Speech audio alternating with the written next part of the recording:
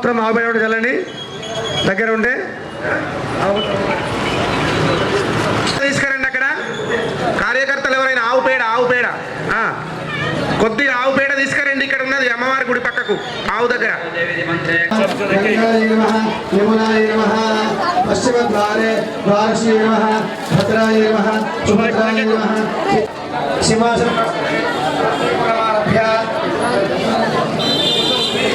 नारायणाय नमः हरेश्वर्याय नमः सत्त्वाय नमः रजसे नमः नमः आत्मने नमः पुष्टे नमः सूक्ष्माय नमः पूर्वालिंगाय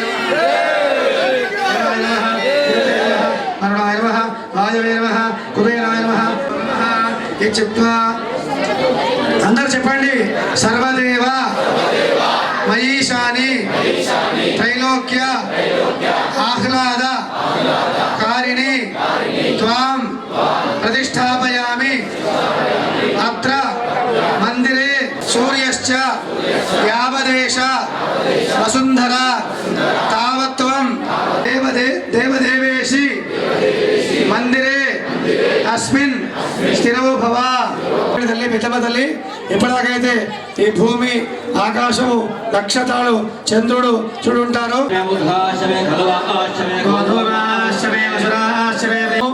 రాగి పైసలు అనివేయండి.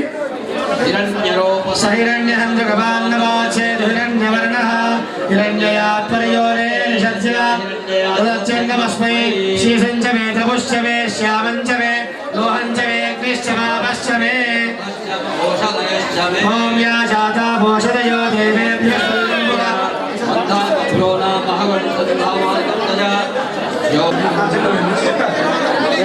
మీ దగ్గర ఉన్నటువంటి నవధాన్యాలు నవరత్నాలు ముందర బయట ప్రదేశం ఉంది. అక్కడ సంపాదాద్యం తీసుకురండి. సంపాదాద్యం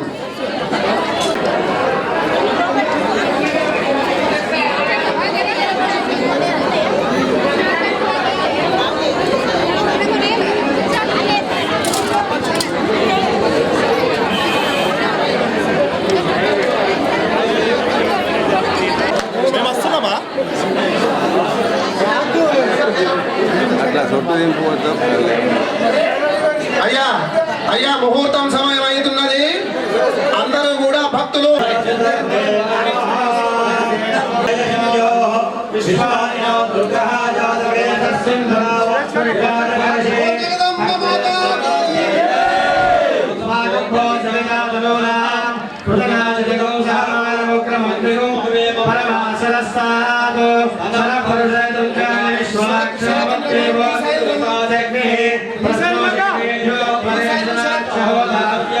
नागस्य पुष्टवं संवसानो वैष्णवेल्लोक कात्यायनाय विद्महे कन्याकुमारी देवहि कात्यायनाय विद्महे कन्याकुमारी देवहि दुर्गे प्रचोदयात् हंसाय विद्महे हंसाय देवहि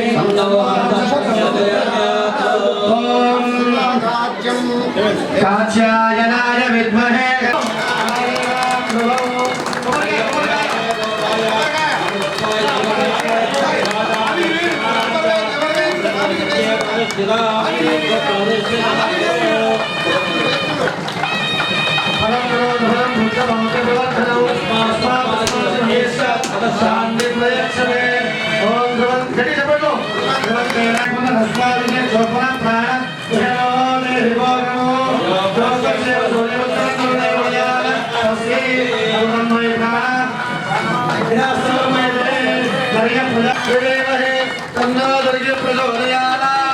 जगदम्बा विद्मतल्ली माता की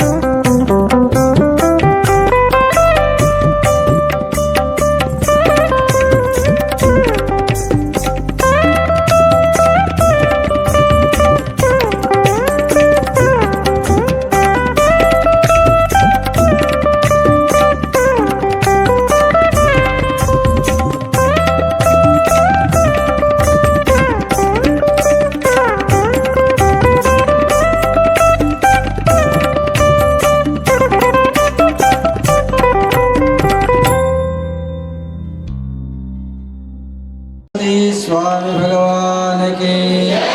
श्री माधवानंद सरस्वती स्वामी महाराज की। जगदम्ब विश्वपालिनी माता की। पेद्दम्मा माता की।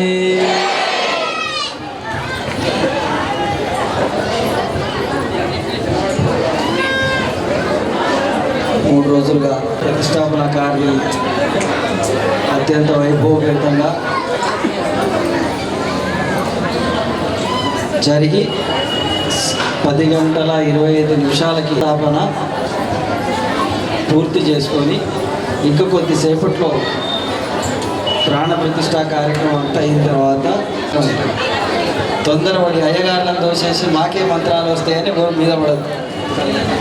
అమ్మ అనుగ్రహం కావాలంటే ఓపిక కావాలి.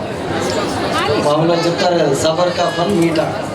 ఓపికతో ఉంటే అన్నీ మంచిగా, తొందరపడితే ఏది జరగదు. కాబట్టి నేను చెప్పినట్టుగా ఆ బలి ప్రధానమై అమ్మవారి మనకు కనిపించినటువంటి ఈ జగత్తునంతా, ఈ జగత్తులో ఉన్నటువంటి 84 కోట్ల జీవరాశులు సృష్టించి బతికించి సమయం పూర్తి కాగానే తీసుకెళ్ళేటువంటి ఒక అద్భుతమైనటువంటి శక్తి మనం రక్షిస్తుంది. ఆ శక్తి యొక్క చైతన్యం వలనే మనం ఇవాళ ఇక్కడ కూర్చోగలిగినాం, మనం ఇవాళ మాట్లాడగలుగుతున్నాం, ఇవాళ చూడగలుగుతున్నాం, వినగలుగుతున్నాం, ఉద్యోగాలు చేయగలుగుతున్నాం, వ్యాపారాలు చేయగలుగుతున్నాం, గృహిణిగా ఉండగలుగుతున్నాం, రాజకీయాలు చేయగలుగుతున్నాం, ఇంకేమేమో చేస్తున్నాం. వీటన్నిటికీ కారణము మనకు కనపడనటువంటి ఒక చైతన్యం. ఎక్కడుందయ్యా చైతన్యం అంటే లోకాలోకాల తర్వాత ఉంది అని చెప్పాడు భాగవతం. కాబట్టి లోకాలోకాలు ఎక్కడ ఉన్నాయి? మన కంటికి కనపడనంత దూరంలో ఉన్నాయి. అంత దూరంలో ఉండేటువంటి ఆ చైతన్య స్వరూపం ఇంత కింద ఉన్నటువంటి భూమి లోపల ఆ కింద మొత్తం 14 లోకాల్లో ఉండేటువంటి, నడిచేటువంటి, నడవనటువంటి, చూడేటువంటివి, చూడగలిగినటువంటివి, ఇట్లా తాను సృష్టించినటువంటి ఈ సమస్త జీవరాశిని నడిపిస్తున్నది ఆ చైతన్యం. ఆ చైతన్యాన్ని చూడాలి అంటే మనకు సంభవం కాదు. ఎందుకంటే మనం కలియుగంలో ఉంటాం, మనం చాలా పుణ్యాత్ములం కాబట్టి పరమాత్మ ఏం చేశాడు, మీరు నన్ను చూడలేరు కాబట్టి మీకు సులభంగా ఒక మార్గాన్ని చెప్తాను, ఆ మార్గం ద్వారా నన్ను చేరుకోండి, అప్పుడు మీరు చూద్దరు కానీ మనకు ఒక సులభమైన మార్గాన్ని పరమాత్ముడు ఇచ్చాడు. ఏంటి? ఊరూరా, గ్రామాన, వీధిన దేవాలయాలు నిర్మించుకొని దాంట్లో తన స్వరూపాన్ని నిలబెట్టి ఆ స్వరూపాన్ని అర్చన చేసుకొని ఆరాధించి ముక్తిని పొందమని చెప్పాడు. తన దగ్గరికి రమ్మ. ముక్తి అంటే ఏంటి? ఈ బంధాలన్నీ తెగొట్టుకొని పోవడం. ఈ బంధాలన్నీ తెగొట్టుకొని చివరికి నా దగ్గరికి రండి అని పరమాత్మ చెప్పాడు. ఎక్కడున్నాడు? ఇప్పుడే అనుకున్నాం, చైతన్య స్వరూపుడైనటువంటి ఆ పరమాత్మ మన కళ్ళకు కనపడడం. మరి కనపడనంటే లేదా నెలలో ఒకరోజు దేవాలయానికి వచ్చి, లేదా రోజు ఇంట్లో దీపం పెట్టి పక్కన సెల్ ఫోన్ పెట్టుకొని పూజలు చేసి మీ ఇంట్లో మీ ఆయన ఉన్నాడని మిమ్మల్ని అడిగిన అనుకోండి, ఏం చెప్తారు మీరు అందరు? పొద్దునే మా ఆయన పూజ చేసుకుంటున్నాడు. లేదా ఇంకేం చెప్తారు? మా ఆయన మెడిటేషన్ చేస్తున్నాడు. వాడు మెడిటేషన్ చేస్తున్నాడు, ఏ ఏషన్ చేస్తున్నాడు మీకు తెలియదు, నాకు తెలియదు. పుట్టించిన ఆ చైతన్యానికే తెలియాలి. ఎందుకంటే ఈ బుర్ర పక్కన ఉండదు, ఆ పక్కన సెల్ ఫోన్ మీద ఉంటుంది. మరి మెడిటేషన్ ఎక్కడ సాగుతుంది? ఆలోచించు, అవునా కాదు? ఎలా చేయాలి, అర్చన ఎలా చేయాలి, మెడిటేషన్ ఎలా చేయాలి, దానికి ఒక మార్గం. పక్కన సెల్ ఫోన్ పెట్టుకొని ఇంట్లో టీవీలు సౌండ్ పెట్టి, లేకపోతే ఇంకేమేమో సిస్టమ్స్, ఈ చెవులకు వినపడే, చెవులు కూడా బాధపడేంత సౌండ్లు పెట్టి, ఇది మెడిటేషన్ కాదు. పూజా విధానానికి పరమాత్ముడు ఒక మార్గాన్ని చూపించాడు. ఏమంటారు? మెడిటేషన్, ధ్యానం చేయడానికి పరమాత్ముడు కొన్ని మార్గాలు చెప్పాడు. ఆ మార్గాల ద్వారా మనం ప్రయాణం చేస్తే మనకు కనపడనటువంటి చైతన్యాన్ని చేరుకోగలదు. ఏ విధంగా ఏం చేయమన్నాడు? ఇట్లా అందరూ వచ్చి కూర్చుకున్నారు ఒక దగ్గర గోపురం. అక్కడికి నారద మహర్షి వచ్చారు. అడిగారు, అందరూ అడిగారు, మీరందరూ కూర్చొని స్వామి ఏం చెప్తాడా అని కొంతమంది, చెప్పేది ఇటు వింటున్నాం, ఇటు ఇడిచిపెడుతున్నాను, పక్క వాళ్ళతో మాట్లాడేవాడు కొంతమంది, ఆయన చెప్పేది ఆయన చెప్తాడు, మనతో మనది అనుకునేవాడు కొంతమంది, అసలు ఈ లోకంలోనే లేకుండా అక్కడ ఉన్నవాడు కొంతమంది. ఇట్లా 4 రకాల వాళ్ళు మనం అందరం ఇక్కడ కూర్చొని ఉన్నాం. ఈ కూర్చొని ఉన్నవాళ్ళు రాగానే ఒకనొక సందర్భంలో ఋషులు మునులు అందరూ కూర్చొని ఉన్నాడే. అక్కడ ఒక ఋషి లేచి అడిగాడు, నారద మహర్షి, స్వామి అందరూ భక్తి అంటున్నారు, మేమేమో వేల సంవత్సరాల నుంచి యజ్ఞాలు యాగాలు చేస్తున్నాం, అసలు భక్తి అంటే ఏంటి తండ్రి అని అడిగాడు ఆయన నారద మహర్షి. నారద మహర్షి సింపుల్గా ఒక మాట చెప్పాడు, ఏం లేదు, ఇవాళ 10-25 నిమిషాలకు దుబ్బలో పెద్దమ్మ దేవాలయం ప్రతిష్ఠ అవుతున్నది, పోయి అక్కడ పెద్దమ్మ విగ్రహానికి దండం పెట్టండి, మీ కళ్ళల్లో నీళ్లు వస్తే మీరు నిజమైన భక్తులు, మీకు భక్తి ఉన్నట్టు అని చెప్పాడు. ఇది గుర్తుపెట్టుకోండి. ఏం చెప్పాడో ఇప్పుడు నేను మళ్ళీ చెప్తాను ఇంకోసారి.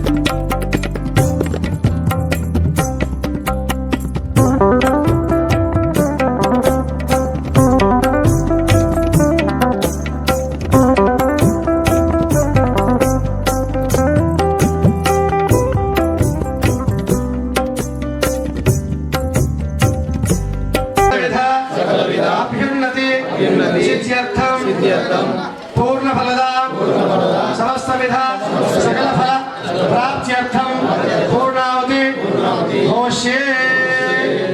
అయ్యా హరితేర్మన్యస్వ హనుమతేర్మన్యస్వ సరస్వతేర్మన్యస్వ దేవసవిత ప్రసవ పూర్ణావతి ద్రవ్యదేవతాభ్యో నమః. అందరికీ వస్తుంది వస్తుంది, అది తాకి మొక్కండి, స్మరణ మొక్కండి దయచేసి.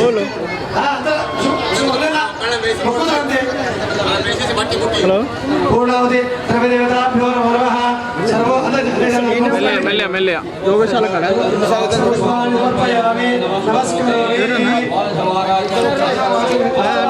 చత్వారి పంచ షట్ సప్త అష్టౌ నవ దశ ఏకాదశ పెద్దమ్మ తల్లి మాతాకి భవానీ మాతాకి సరే సరే. జై భవానీ, జై భవానీ. అబ్బా పెద్దమ్మ తల్లి మాతాకి జై, అబ్బా పెద్దమ్మ తల్లి మాతాకి జై.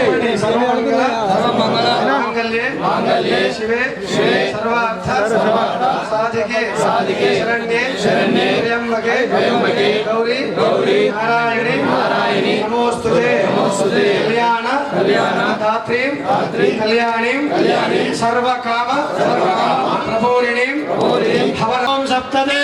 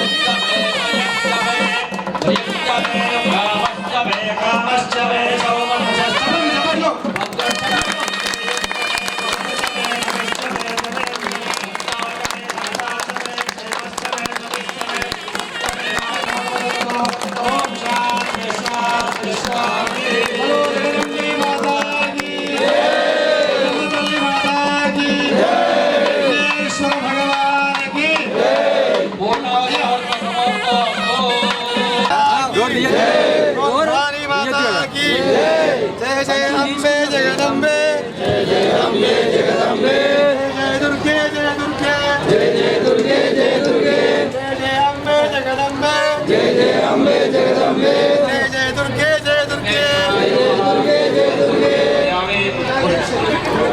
पुष्पंबर कल्पयामे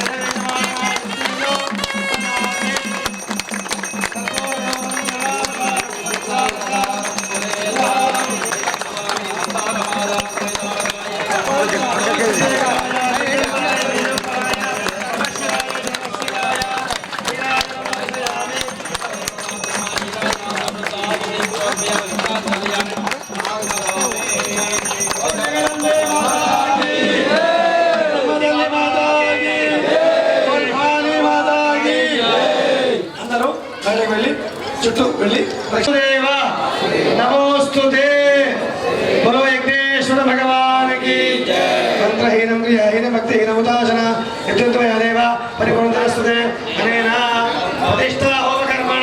ప్రతిష్టా హోమకర్మ పూర్ణోదోకర్మణి జగదంబార్పణమస్తు తత్స బ్రహ్మార్పణమస్తు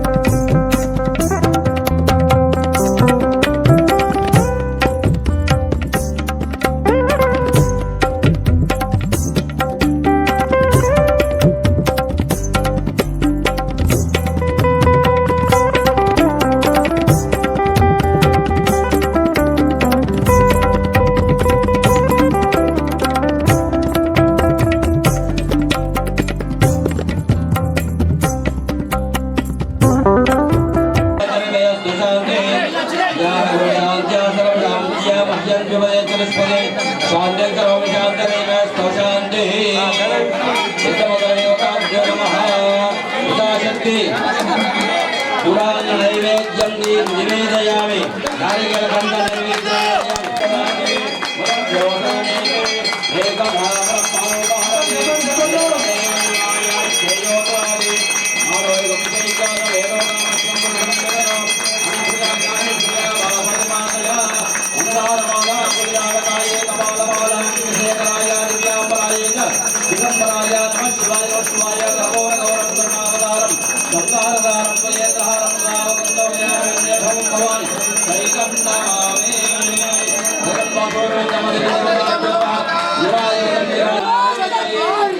Yeah.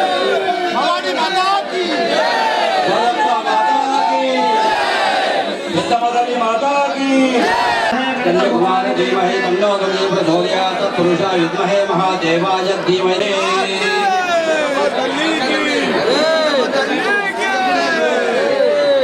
పెద్దాదం చేసుకోవై రోమ్ల గోవర్ధనం కృష్ణ గారు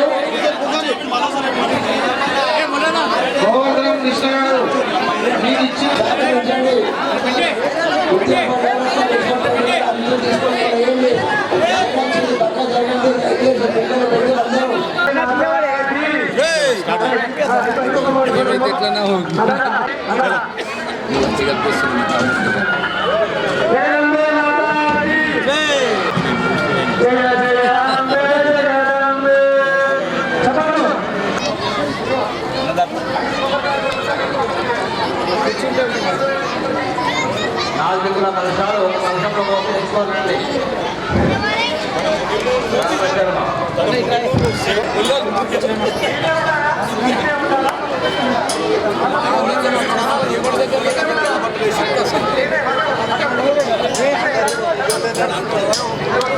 భక్తులందరూ మరి కమిటీ సభ్యులందరూ కలిసి పెద్ద ఎత్తున పెద్దమ్మ తల్లి గుడిని శంకుస్థాపన చేసుకున్నాము. పూజా కార్యక్రమాలు అన్నీ అయిపోయినాయి. ఈరోజు పెద్ద ఎత్తున అన్నదాన కార్యక్రమం ఉంది. ఈ అన్నదాన కార్యక్రమాన్ని భక్తులందరూ పాల్గొని విజయవంతం చేయాల్సిందిగా కోరుతున్నాం. ఈరోజు శ్రీ పెద్దమ్మ దుబ్బ పెద్దమ్మ తల్లి యొక్క కార్యక్రమంలో భాగంగా ప్రతిష్ట కార్యక్రమం ఈరోజే ఇందాక 10-25 నిమిషాలకు జరగడం జరిగింది. దానికి పీఠాధిపతులు పంతులు వచ్చారు. వారి ఆధ్వర్యాన మా యొక్క కమిటీ ఆధ్వర్యంలో ఈ చక్కని కార్యక్రమం ఈరోజుకి 4వ రోజు. మరి ఈరోజు సాయంకాలానికి ఇప్పుడు మరి తద్వారా గజస్తంభాన్ని తద్వారా సాయంకాలం వరకు కార్యక్రమాలు ముగిస్తాయి. దీంట్లో అందరూ భాగస్వామ్యాలు ముఖ్యంగా ఈ 2 ముందూరు కాపు సంఘాలకు సంబంధించిన ముఖ్య నాయకులు, వారితో పాటు మా ఈ కమిటీకి ప్రెసిడెంట్గా శరత్ గారు మరి అందరం కలిసి కార్యక్రమం చేశాం. ఆదర్శ కానివ్వండి, విద్యానగర్ కాలనీ కానివ్వండి, పవన్ నగర్, అంబేద్కర్ నగర్ అందరూ భక్తులందరూ ముఖ్యంగా మహిళలు పెద్ద మొత్తంలో పార్టిసిపేట్ అయ్యి పాల్గొని కార్యక్రమాలన్నీ అమ్మ యొక్క ఆశీస్సులు పొందడం జరిగింది.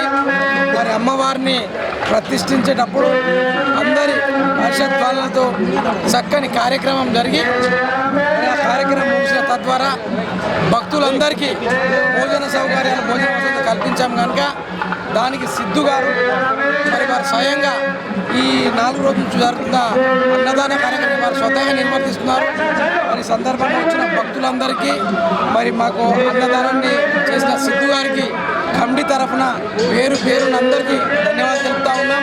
మరి ముఖ్యంగా నా మహిళా సోదరిమణులకు ప్రతిరోజు కానీ ప్రతి శుక్రవారం కానీ మీరు వచ్చి చక్కని మందిరాన్ని మరి పెద్దమ్మ తల్లి ఆశీస్సులు పొందాలంటే పూజలు రెగ్యులర్ చేయాలా. ఈ యొక్క పూజల వల్ల ఇక్కడ ఈ యొక్క తల్లి ఆశీస్సులతోని చాలా కుటుంబాలు బాగుపడ్డాయి. భవిష్యత్తులో కూడా మీరు ఇక్కడ కార్యక్రమాలు తల్లి ఆశీస్సులు తీసుకుంటే మీ కుటుంబాలు మీ బంధుమిత్రులు అందరూ కూడా బాగుపడతారు కనుక కమిటీ పరంగా తల్లిని కూడా మేము 2 చేతులు ఎత్తి నమస్కరించి ప్రార్థించేదేమంటే మీ భక్తులందరినీ ఆశీర్వదించి కుటుంబ సభ్యులందరినీ వారి యొక్క కుటుంబాలని బంధువులందరినీ క్షేమంగా ఉంచినట్టు దీవించాలని ఆ తల్లిని కోరుకుంటాం.